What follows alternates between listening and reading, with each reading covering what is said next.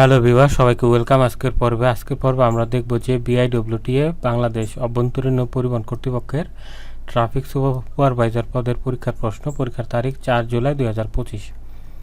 তো প্রথমে ছিল যে নিম্নলিখিত প্রশ্নগুলোর উত্তর দিন। যে সূর্যদি গোলবাড়ি উপন্যাসের রচয়িতা কে? তো সূর্যদি গোলবাড়ি এর রচয়িতা ছিল আবু ইসহাক। উম্মুলান শব্দের অর্থ কি? এটা হচ্ছে সমূলে উৎপাটন। মনোহর এর স্ত্রীবাচক শব্দ কি? মনোহরা। মনোহরা। উদ্ধার শব্দের সন্ধি বিচ্ছেদ কি? উদ্ধারের সন্ধি বিচ্ছেদ উদ যোগ হার, উদ্ধার। সরল বাক্যকে জটিল বাক্যে রূপান্তর করুন। সত্যবাদীকে সবাই শ্রদ্ধা করে। যে ব্যক্তি সত্য কথা বলে তাকে সবাই শ্রদ্ধা করে। চাঁদের হাট বাগধারাটির অর্থ কি? চাঁদের হাটের অর্থ হচ্ছে প্রিয়জন সমাগম। অশুদ্ধি সংশোধন করুন, মানে সঠিক বাক্য বানান লিখুন। রেজিস্ট্রেশন বানানটা এইভাবে হবে। আর এক কথা প্রকাশ করুন যে যা দগ্ধ হয় না অদাহ্য। যা দগ্ধ হয় না অদাহ্য। এটা ছিল ১ নম্বরে। এরকম বিভিন্ন চাকরির প্রশ্ন সমাধান পাওয়ার জন্য চ্যানেলটি সাবস্ক্রাইব করে রাখুন। ২ নম্বরে ছিল এনআইডি কার্ডে নিজের নামের বানান সংশোধনের জন্য যথাযথ কর্তৃপক্ষ বরাবর একটি আবেদনপত্র লিখুন। এটা নিজে চেষ্টা করুন।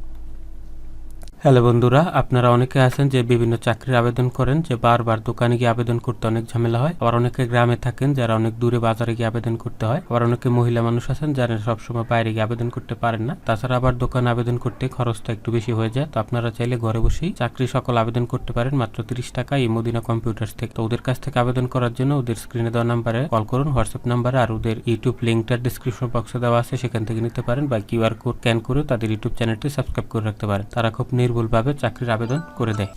৩ নম্বরে ছিল ইংরেজি অংশ। Write only the correct answer. সঠিক উত্তরটি লিখতে হবে।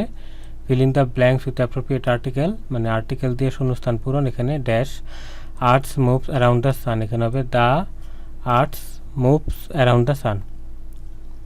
তারপর হচ্ছে fill in the blanks with preposition. The scientist looked dash the microphone, এটা হচ্ছে looked through the microphone.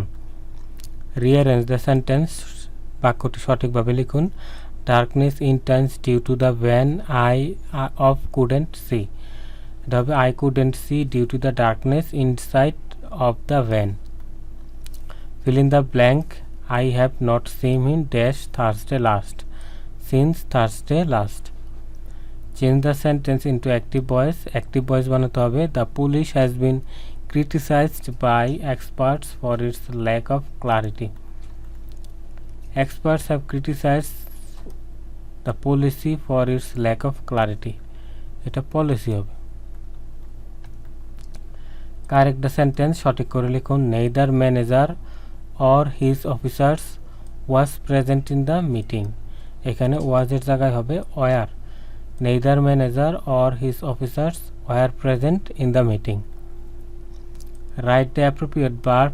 I wish I study hard for the recruitment test, এখানে হবে studied, P2 হবে। ট্রান্সলেট ইন্টু ইংলিশ, ইংরেজিতে অনুবাদ। বিনা মেঘে বজ্রপাত, এটার ইংরেজি হবে a bolt from the blue, a bolt from the blue। ৪ নম্বরে ছিল write an essay on river port of Bangladesh, বাংলাদেশের নদীবন্দর নিয়ে একটা রচনা লিখতে হবে, এটা নিজে চেষ্টা করুন। তারপরে ৫ নম্বর হচ্ছে নিম্নলিখিত প্রশ্নের সমাধান করুন। যে একটি নৌকা ৮% ক্ষতিতে বিক্রি করা হলো, নৌকাটি আরও ৮,০০০ টাকা বেশি দামে বিক্রি করলে ৮% লাভ হতো। নৌকাটির ক্রয় মূল্য কত? এটা হচ্ছে ৫০,০০০ টাকা। তারপর হচ্ছে বার্ষিক শতকরা ১০ টাকা মুনাফায় ৫,০০০ টাকার ৩ বছরের সরল মুনাফা ও চক্রবৃদ্ধি মুনাফা কত? সরল মুনাফা হবে ১৫০০ টাকা, চক্রবৃদ্ধি মুনাফা হবে ১৬৫৫ টাকা।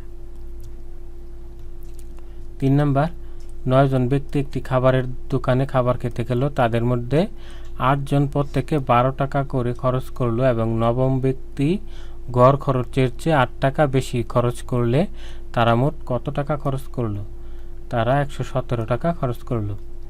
ক number, x + y = 4, x³ + y³ + 12, xy এর মান কত? এখানে 64।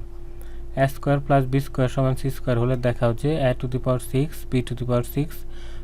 3a² b² c² = 3⁶। এটার সমাধানটা এখানে দেওয়া আছে, এটা আপনি দেখে নেবেন। তারপর হচ্ছে সাধারণ জ্ঞান অংশ ৬ নম্বর থেকে, যে বাংলাদেশ প্রসঙ্গে বাংলাদেশের 2025-26 সালের অর্থবছরের মোট বাজেটের পরিমাণ কত? 7,90,000 কোটি টাকা। ঢাকা শহরের প্রাচীনতম নাম কি? জাহাঙ্গীরনগর। ঢাকার প্রাচীন নাম ছিল জাহাঙ্গীরনগর। ইংরেজি ক্যালেন্ডার অনুসারে বাংলাদেশের শীতলতম মাস কোনটি? জানুয়ারি। মুক্তিযুদ্ধে প্রথম শত্রুমুক্ত জেলার নাম কি? যশোর। বাংলাদেশের সবচেয়ে বড় বিলের নাম কি? চলন বিল। আয়তনের দিক থেকে এশিয়ার ক্ষুদ্রতম দেশের নাম কি? মালদ্বীপ। এক কাঠায় কত শতাংশ?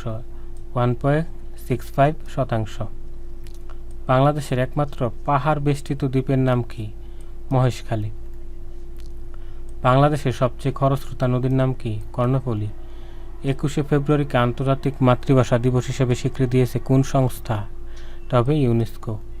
পৃথিবীর দীর্ঘতম নদীর নাম কি? নীলনদ। আর ইউরোপীয় মুদ্রার নাম কি? ইউরোপীয় ইউনিয়নের মুদ্রা হচ্ছে ইউরো।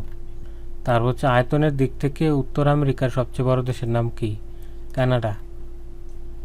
2028 গ্রীষ্মকালীন অলিম্পিক কোন দেশে অনুষ্ঠিত হবে? যুক্তরাষ্ট্র। সিঙ্গাপুরের রাজধানীর নাম কি? Singapore city. তো এটাই ছিল আমাদের আজকের প্রশ্ন, যে বাংলাদেশ অভ্যন্তরীণ নৌ পরিবহন কর্তৃপক্ষের BIWT এর ট্রাফিক সুপারভাইজার পদের প্রশ্ন।